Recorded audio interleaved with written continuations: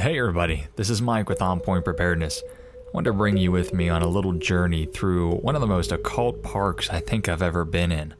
I didn't have to go to New York or Paris or Denmark to get the footage that you're about to see, but nevertheless, it was definitely occult, and it's at a place called Pyramid Hill in Little Hamilton, Ohio. The park is about 300 acres, and it's filled with all sorts of ancient Egypt, Rome, Greek, and modern art that just oozes occult symbology.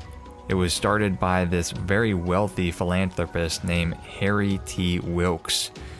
You're going to see a little bit more about him towards the end of this video, but he was a collector of many, at least in what my eyes are, disturbing pieces of art.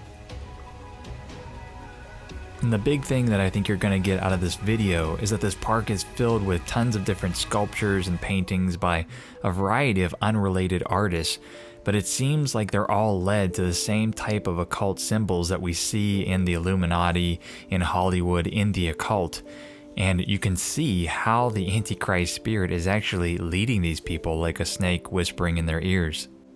Now, where I think I'll start our journey is this very popular attraction at the park. You've got two figures suspended in midair, and they're separated by a wall. This is supposed to represent Romeo and Juliet, but if you study the occult and the symbology that they use in movies and such, you'll see a direct representation with how they use mirrors and portals. There's two sides almost separated by a veil, and then you need to break on through to the other side. And that is exactly what you see at the very top. There is a carved out heart, and that's where these two figures are trying to join hands. And that's what we see in the agenda right now. We see that the veil is lifting upon the evils of this world, and things are getting more chaotic, more disorganized. This is the inversion, the as above, so below. Now back to the founder of this park, who is Harry T. Wilkes. He started this whole thing in 1996, and what you're looking at is a pyramid very similar to the Louvre in Paris, and believe it or not, this is actually his home, or was his home. He passed when he was 89 years old, but it almost looks like a military compound or bunker, especially with a watchtower at the top. There's only 1 to 2 visits that they have per year to allow people to see on the inside of his home. I would have really liked to see what was going on in there, and there's really not that much information on this guy as an individual, but you can't get any more occult than living in a pyramid yourself, and also being a collector of all this very weird art, as well as ancient Rome, Egypt, and Greek art, which is obviously very pagan in nature. And it doesn't stop there. The guy actually has his own Stonehenge on the property. If you've ever looked up Stonehenge, it's definitely very occult, very pagan. These things were typically worshipped or were engaged in some type of worship and were placed around ley lines where they tried to harness the earth's energy. And oh yeah, going back to pyramids, in the Stonehenge, there is a pyramid, again with an all-seeing eye at the apex. Oh, and before I move off the topic of Harry T. Wilkes, I should mention that he also took a trip to Antarctica, so I don't know, lots of people have been taking trips to Antarctica. You wonder what he saw there that made him get into all these types of occult things. Now, if that wasn't enough occult for you, let's just top it off with the Occult Cube, Saturn's cube. Many people have covered this structure because it exists all around the world.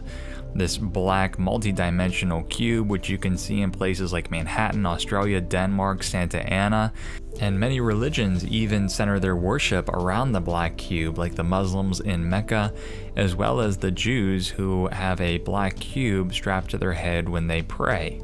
Study of the black cube, or the tesseract, a cube in a cube, is actually a really interesting study.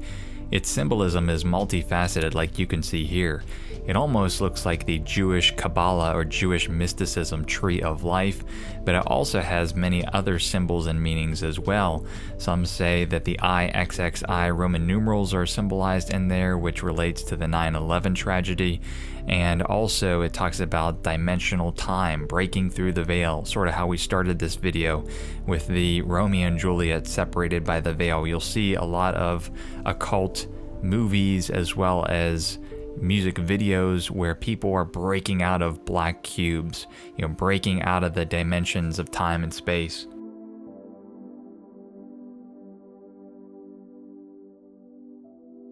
As I continued my journey throughout the park, there was tons of obelisks. And if you've done a study of obelisks and domes, you'll know that the obelisk represents a male phallus and the domes represent a female womb.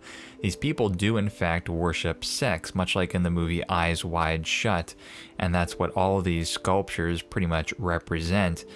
The two most known pairs of obelisks and domes is at the Washington Mall with the Washington Monument and the Capitol, as well as the obelisk that is in front of the dome at St. Peter's Basilica at the Vatican. If you do a study of these two buildings, and I'll put a link in the YouTube description box, you'll see that the obelisk and dome is not the only similarities that these two structures have. It actually goes much, much deeper than this, and it is very prophetic. Continuing on with this theme about how the elite love to worship the reproductive organs, there's this structure which is very dark and almost seems to represent the divine feminine. It's called Shh by Shekiah Booker. Now, this piece of art is obviously very dark, and if you just are like an auditor and pull the string, you'll almost find more and more and more Antichrist spirit involved in these things. The artist herself almost looks like she is involved in voodoo and witchcraft, and she has other art exhibits that desecrate the cross of Jesus Christ, which you can see here. Again, these people are pretty much filled with the Antichrist spirit, and if you just do enough digging, you'll find out all the loose ends. So where I ended my journey was this indoor ancient museum. It actually has real ancient sculptures that were donated to the museum. Lots of things from ancient Egypt, Rome, Greece, and others. You can see that there's a lot of the things in these sculptures that I've covered in prior videos, like worship of the owl or Moloch. You can see in this photo the lotus flower, which I've done a video on that with regards to the Pope and Donald Trump. You can see here the worship of the bull with the moon or sun between its horns and its representation of Nimrod. I'll tell you what, I know all of us have been through museums and we've looked at these ancient sculptures time and time again, whether it's through school field trips or whatnot. But now that I have eyes to see, and now that I've done this YouTube channel, and now that I know the symbology, and I know the times that we're in, and I see these things resurfacing, I look at these original artifacts, these original sculptures, and I realize that this is prophecy. This is the old rearing its ugly head and coming back into the present. A new Babylonian religion that is sprouting.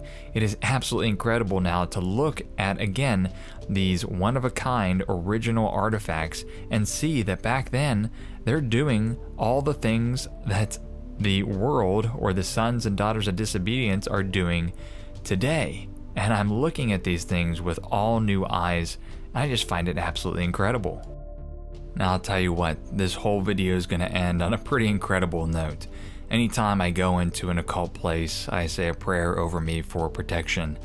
And would you have it that at the end of my journeys inside of this museum, someone actually left a gospel tract with John 3:16 on it. For God so loved the world, he gave his only son, Jesus, that whoever believes in him shall not perish but have eternal life. This note was not just meant for me, I think it was meant for all of you as well. Just know that things are strange. You have to admit, there's wars and rumors of wars. There's earthquakes and volcanoes in diverse places, sinkholes, mass animal deaths, disobedience, and moral degradation happening all throughout society. It is getting just too much more than one can bear, and you don't want to get swept up in this Antichrist spirit. So I pray that you have the curiosity to seek out Christ, because he is the only one that will give you shelter eternally from what's coming onto this world. This is Mike with On Point Preparedness. Hope you enjoyed this. God bless.